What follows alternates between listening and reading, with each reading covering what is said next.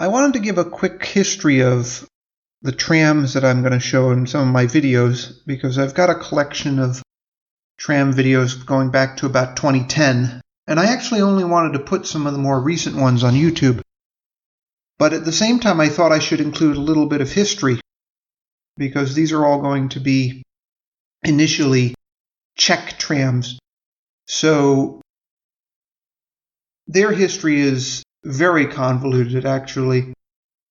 The classic Czech trams from the late 19th, early 20th century, you could say, depending on your definition of classic, were built by a company called Ringhoffer, and they were eventually absorbed into CKD. I'll get to that next. And so sometimes they're just called Ringhoffer trams, even though there were several different classes.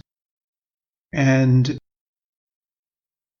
certainly it's not as simple as saying a Ringhoffer is a Ringhoffer. So this is not my photo. This is obviously from Wikipedia. So this one was built in 1915, and I'm pretty sure I have videos of this one, number 357. Or at least I have photographs. I probably don't have videos because we notice it has the original trolley pantograph, and most of the ones that I've taken video of on the streets of Prague don't have this feature. So they're only pulled out of the Střešovice Tram Museum on occasion. The original factory for Ringhoffer was in this building here, which I only learned during my research for this video, actually. This is right next to the Nový Smíchov shopping center where I've been countless times, although I don't remember if I've ever been in this particular building.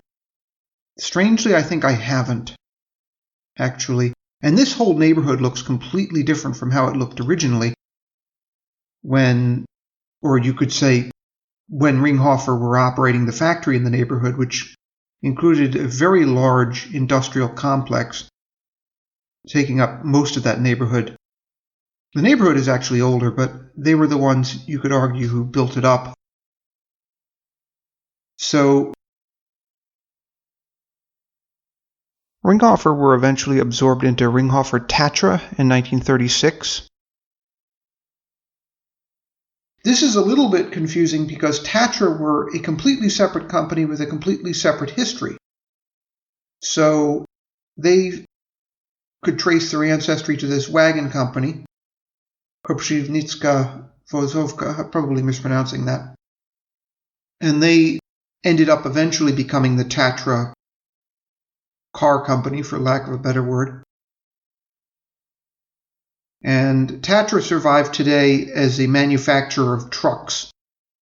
But during the time that Ringhoffer and later CKD controlled them, they also built railway vehicles. But this is the Wikipedia page for Tatra.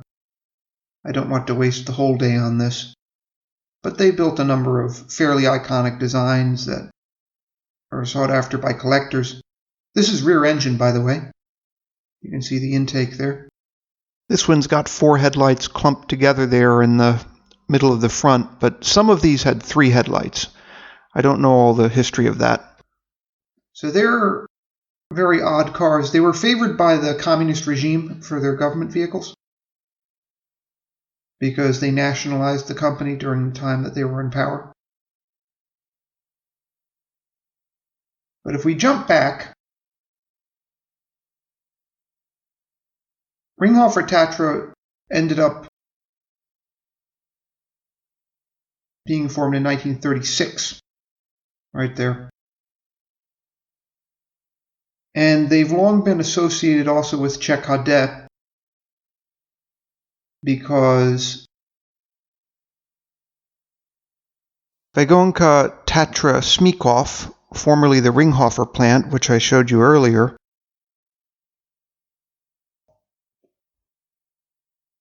ended up becoming this. But this is also confusing because CKD,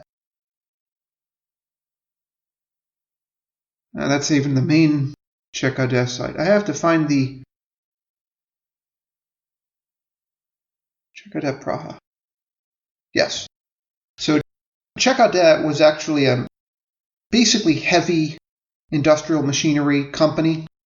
They built all kinds of things. I mean, it included things as, high-end as steam locomotives, or steam shovels, steam cranes, and if I'm remembering right, they built anvils as well. They built all kinds of heavy metal equipment, and they were formed by a merger as well. CKD-Tatra and Kolben, because there was also Českomoravska that were formed under Čenek, if I'm remembering right, CKD-Tatra. So it's complicated. So they ended up with the company named Českomoravska Kolben, and most people just said CKD. And CKD survived until fairly modern times.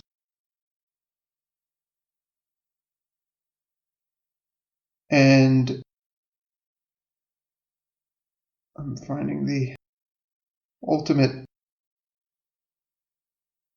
fate here, 1998. In the end, Now, CKD were eventually pushed out of business by lack of sales, from what I can tell in my research.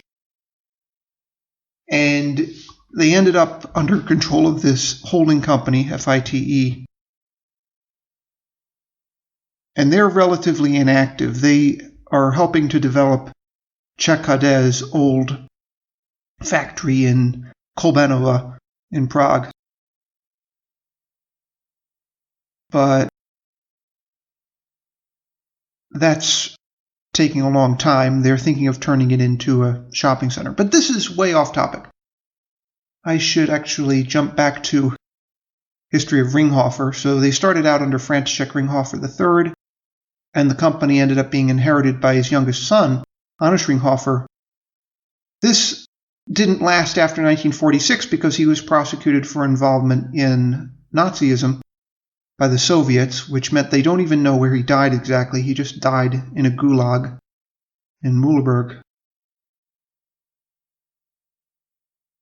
And there's Tatra Trucks again.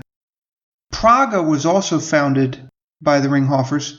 I thought that Praga was long since out of business, but apparently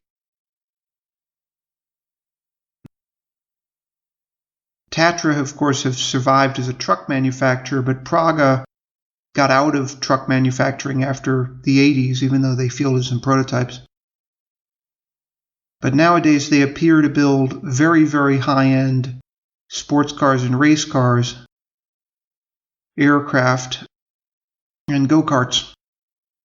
And I only really learned about this in my research for this video.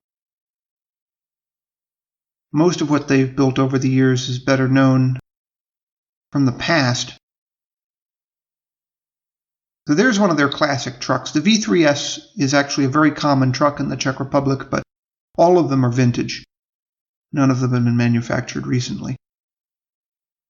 Actually, if we look up the V3S article, they were produced from 1953 to 1990, and as you can see, the design really didn't change very much. They were old-looking to the very end, pretty much.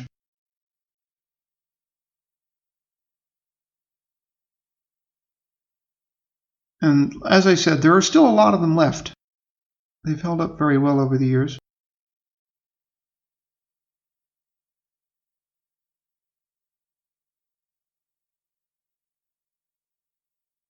Extremely slow, as you can see here. At least by modern standards, they're extremely slow.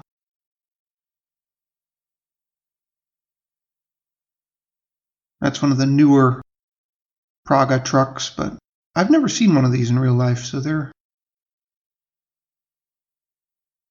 not really comparable. But in any case, I'll have to continue this in the next video.